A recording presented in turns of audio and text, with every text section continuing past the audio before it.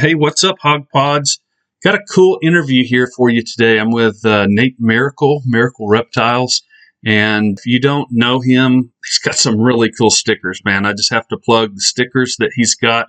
I've got probably most of them he's released, unless there's been a few new releases come out. Man, these things are awesome. So if you haven't got any of those, definitely get those. But without further ado, Nate, if you would just state, your business name and then branch into your logo that you got going on, because that's a really cool designed logo. Yeah, well, my name's Nate Miracle, and everyone asks if that's really my real last name, and yes, it is. So I own a couple other businesses, and I've used it in other ones. So everyone always asks, is that really your name? So that's kind of why Miracle Reptile came about. Obviously, my last name, and I guess instead of going hognose, Miracle Hognose, or something like that. It's more, at the time, I didn't know if I wanted to diversify a little more or get into different species, so I kind of kept it open with just plain Miracle Reptile. And then my logo is, it's basically a picture of myself, I suppose, in an art form. It's a skull, but it's got a beard and a hat and a snake. So obviously, I have a beard, and I pretty much wear a hat 24/7, even at my other jobs. So I kind of incorporated those things into the logo, and I enjoy the design element of it, or doing art and design. So I designed it myself. So it's kind of fun to incorporate some other hobbies and passions into your other stuff you got going on. So that's kind of how both of those things came around. That's very cool, man. And for me, the first time I ever heard of you or saw your content or whatever, at least on social media platforms, was the girl with the jeans and the hognose. Yeah. That was awesome, man. I was just like, this is really cool. I could tell there was just a real spark of creativity. And so, it was just something really cool. And then, I'd keep up with you on Morph Market. You had just some remarkable red toffees. You had a red toffee male that I was just like, man, that is one of the coolest toffees that I've seen in a long time. Do you still have that animal, or is it gone on down the chain? I've sold most of them. Was it the toffees or the lavenders you're talking about?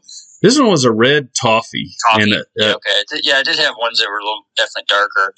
I did keep one male from that clutch. It was interesting because the female, I think it was from it must have been from the male as a sable het toffee from Jeff JMG, and all of them came out really dark red because the female was pretty light, in terms of toffees. So, I still have the sable male and the father, or the sire, but I do have one. I've kept one male, right? For some reason, I didn't keep any females from that clutch.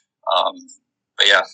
Very cool, man. Yeah, I just, when I would tell people, I was like, you want a cool looking one? Go check that out. So anyway, that one kept me, kind of, eyeballing it for a couple months or whatever it was that it was up for, until I didn't see it anymore. And I was like, dang, it was just a nice animal. So anyway. Well, I think that was the one that had that really unique head pattern and their head stamp, and they had a lot of contrast in it. A lot of that whole clutch had a lot of interesting paradoxing and very interesting head stamps compared to the other ones. So I don't know where, I think, must have came from the father, but it was an interesting group for sure.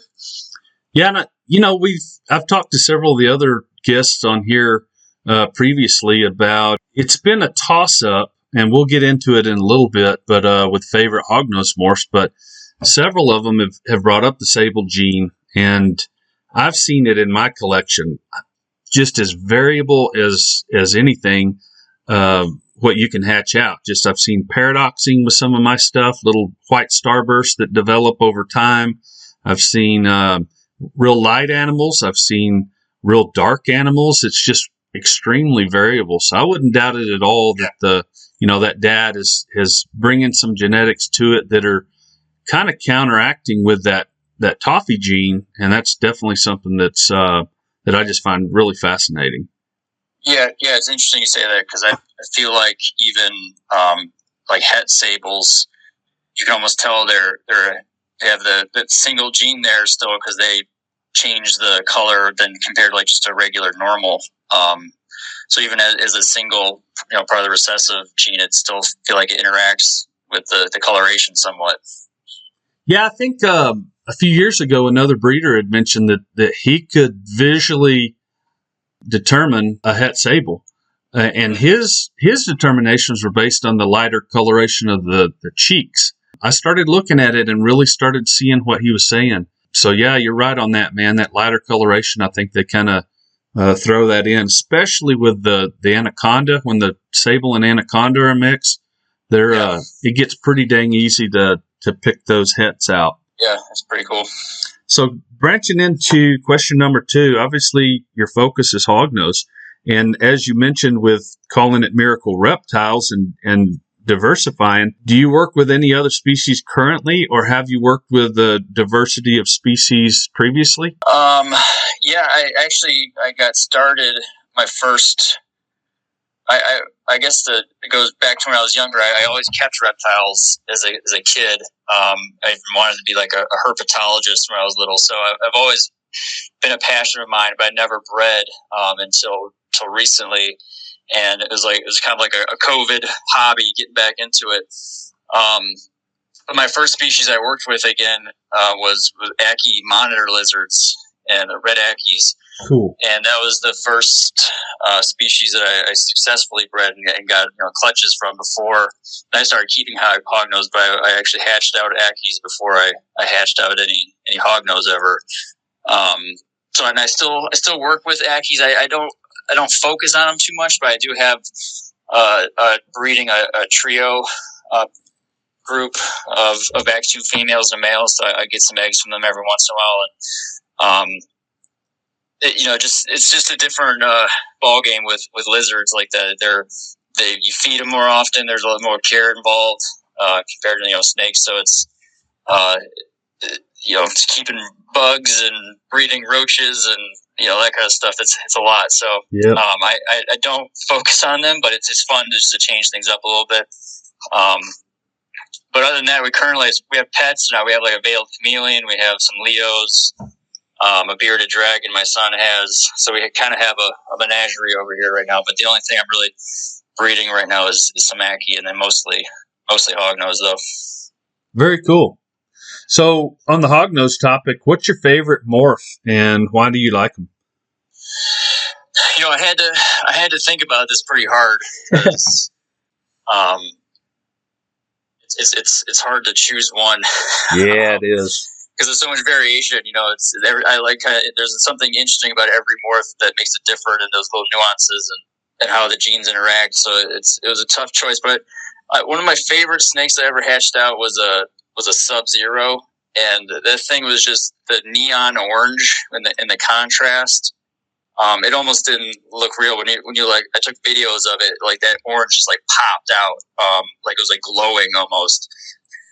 Especially when you have like that more like a white background with like the super Arctic. So it was like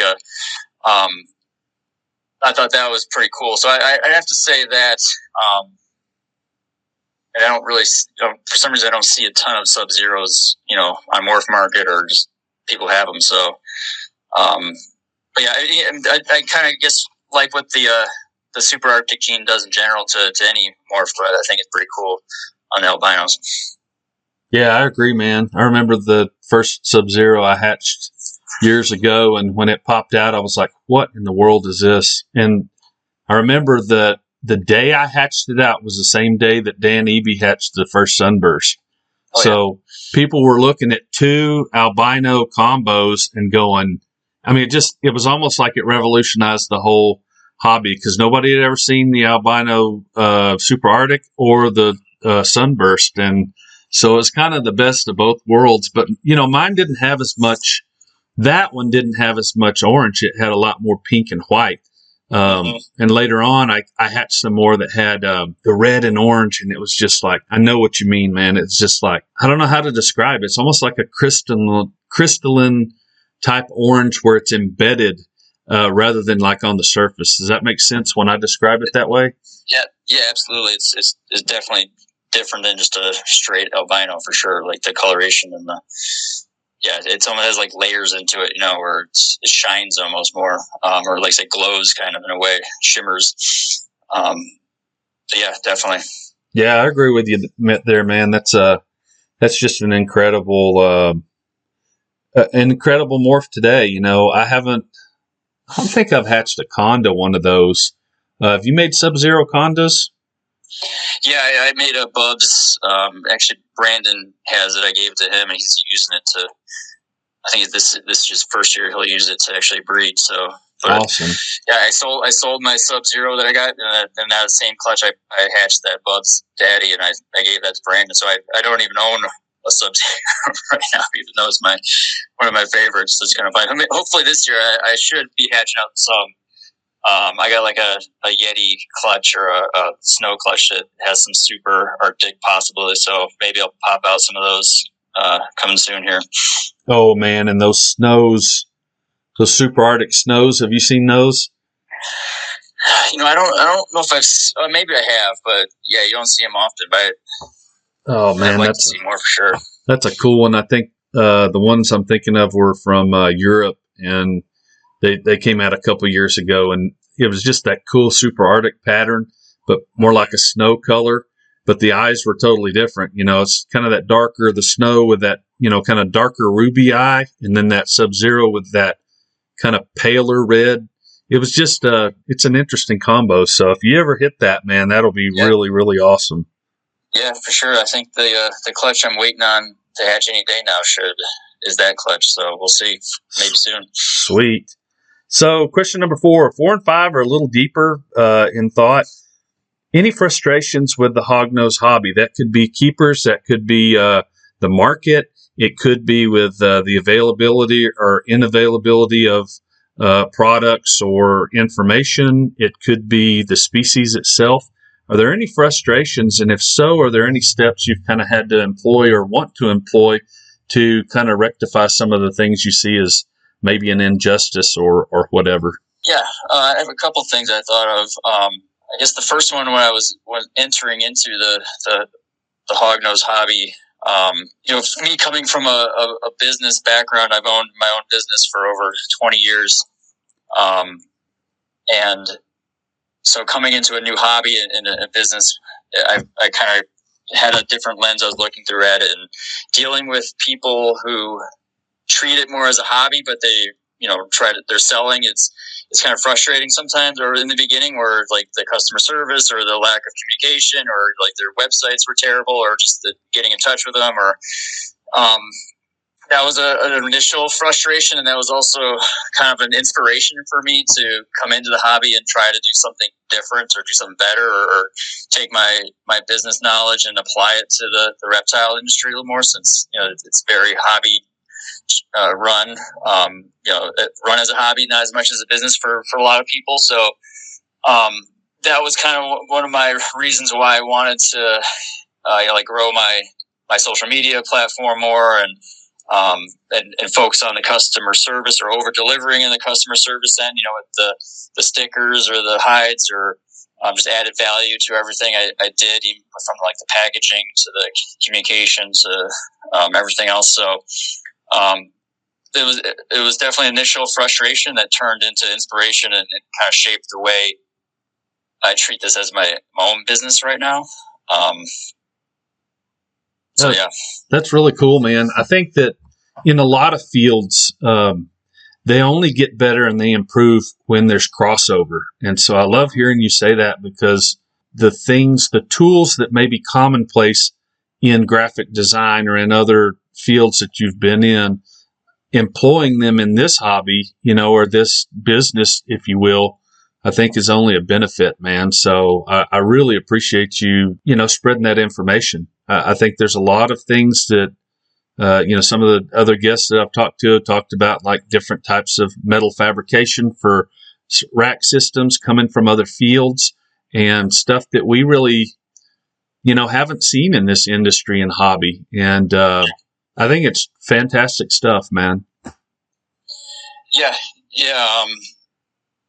I own a gym is my main job, so just dealing with people and customer service is a big part of it. So that's kind of one thing I wanted to take into the business with me is the not just the keeping part of it, but having to deal with the customers and that kind of sort of thing. So I think that's helped shape all that for sure. Yeah, that's cool, man. What other types of businesses have you run or do you run? I mean, you just said you have a gym.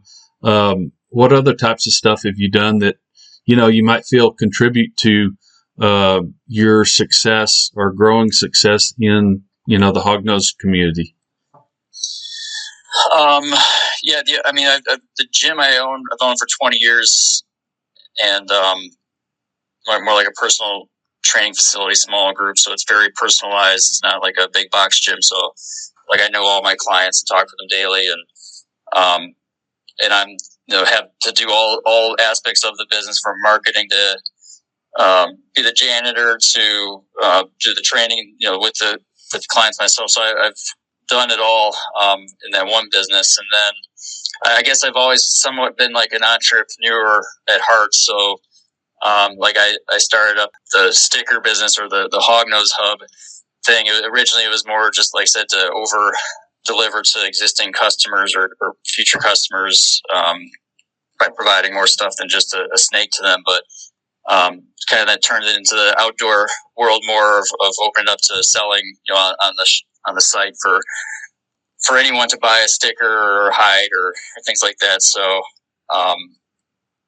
that's the goal is just to create multiple streams of revenue, not just selling just snakes. Do the other things that I can market to similar clientele or people with similar interests. So like we talked about earlier, especially as if the market changes a little bit, it's always good to have a secondary source of income or different additional revenue streams. If one kind of dries up a little bit or becomes oversaturated, you have other things that you're working on too, or whether it's other species or other business ideas or that correlate with it. So that's kind of been my philosophy, is not just putting all my eggs in one basket and trying to create multiple streams of income from it too.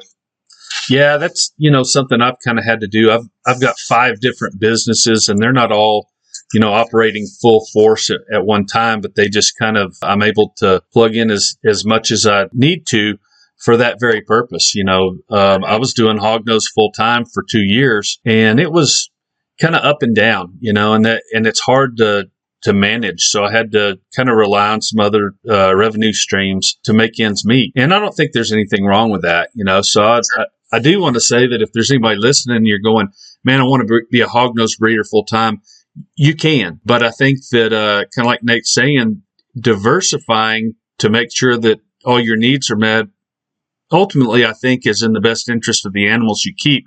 You never want to get to the point where, and I've seen people that have unfortunately found themselves in situations where they overextended themselves with their collections and they weren't able to keep up with it because they didn't have enough flow or revenue coming in from another source to even take care of the needs of the animals. So they had to, sell off the collection or get rid of it. I had some times in my own life where I had, stuff like that go on early on. And it was like, man, here's my project animal. I really wanted to, focus on whatever it was. And I ended up having to sell project animals that were my holdback keeper breeders or whatever. And it's a hard thing, but I think management is something we all kind of have to learn, whether we're doing it as a hobby or a business. Yeah, absolutely. Yeah. Not to overextend yourself or at least think about the future also, not just in the moment, and have options or, like I said, different revenue streams, or don't just quit your day job right away either. That's for sure. So. Yeah, absolutely. You can transition a lot better when you've got two floating, options on the ocean. If you kick one away and only have one to go on and don't know how to maneuver or steer that thing well, it can, turn to disaster. Kind of jumping into question number 5, and it's basically a lot of what we've just been talking about here, wisdom. If you could go back to your beginner self when you came in, you said it was, mainly during COVID, kind of walked into the hobby. If you could go back to that point and give yourself wisdom, stuff that you've had to white knuckle through, or you've had to just kind of school of hard knocks learn, what would you go back and tell yourself? Well, I think it's just to have a little more patience, and like I tried to jump right in with buying like adults and adult females or older females, or ready to breed females, and not that I didn't find like the keeping part hard. So since I've owned a lot of reptiles and snakes in the past, it wasn't just a whole new thing for me. But I think there's something being said to really like raise the snakes up from hatchlings, and you get better results out of them anyway when it does come time to breed. And I know that's hard for a lot of people because the waiting game, and that's why I didn't do it either. But looking back, I think it was the wrong way to go. And then following with that theme of patience, with breeding, even like with hatchlings, one thing I used to really stress out over feeding. I remember my first clutch I ever had, I was struggling to get a couple or a lot of them to eat, and I was trying. I don't know. I was putting a lot of stress on myself and the animals, I think, because of it. And now I kind of just have more relaxed approach, and I don't really push it too hard. Snakes, these hognose snakes are pretty resilient. They don't eat right away. So there's time. There's not a dire situation if it's been 2 weeks and they don't eat.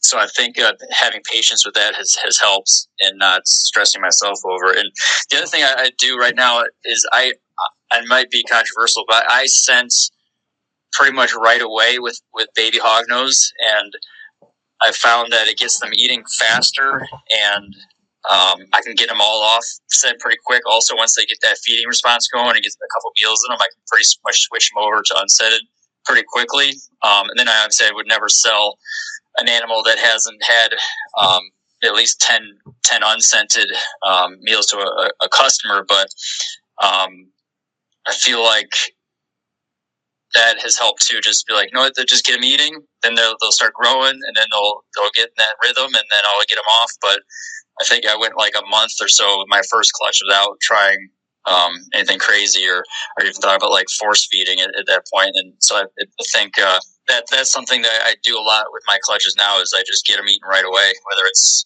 with a frog scent or tadpole, because I think it's more natural for them to want that as hatchlings. I don't think a lot of hatchlings are going around eating baby mice. We're finding mice to eat that are sizable for them, or entering a mouse den and the mother being there. I don't see like a 5-inch long baby hognose trying to manage that situation. So I feel like scenting's something I've just gone to right away, and it's kind of really been successful for me in getting them up and running faster. Well, and to mirror what you're saying, I don't have a problem with it at all, because I do the same thing. Actually, I try unscented first, and I do like a dip method with the pinkies, where I dip the nose in water and then touch it to the face. And I kind of toy with them a little bit to just kind of prompt them to, okay, this is maybe live. It's kind of moving. Maybe I need to try to reach out and get it.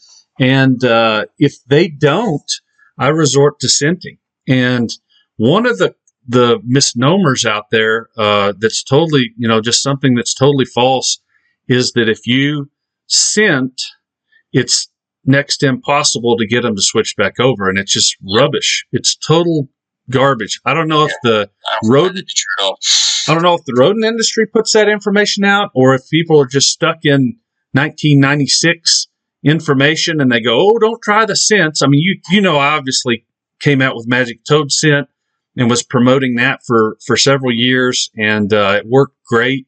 And I'm not producing it currently, but point being, yeah, get them feeding. That's the most important thing, and then you can switch them over later. But for me, I could switch an animal that was on sardine, chicken heart, brained pinky, toad, whatever. They could switch over to pinkies in 3 feeds, and it's just it's pretty much. I say it's an easy process. It may be harder for somebody first coming in, but the most important thing is to get your snake feeding as a baby. And I'm with you on that. On the 10 meals on unscented, it's just it has to be. Plus, you're getting their metabolism up and getting them used to being fed, and it's a lot easier transition when you go, from your place to whoever purchases your animal. So I think that's really some good wisdom there. Yeah, no, I think that's pretty spot on. I it's around by 3 meals or 3 sentences before I can. Then I'll start shifting back off, and most of them will go off pretty quickly. Like I said, if they're in that rhythm of eating, it's like the thing you open the tub, they're expecting food, and if they're like, wait, this isn't scented, but it's like you stick it in their face, move around, they're like, oh, okay, and it works. So I think it's just like about that routine more than anything.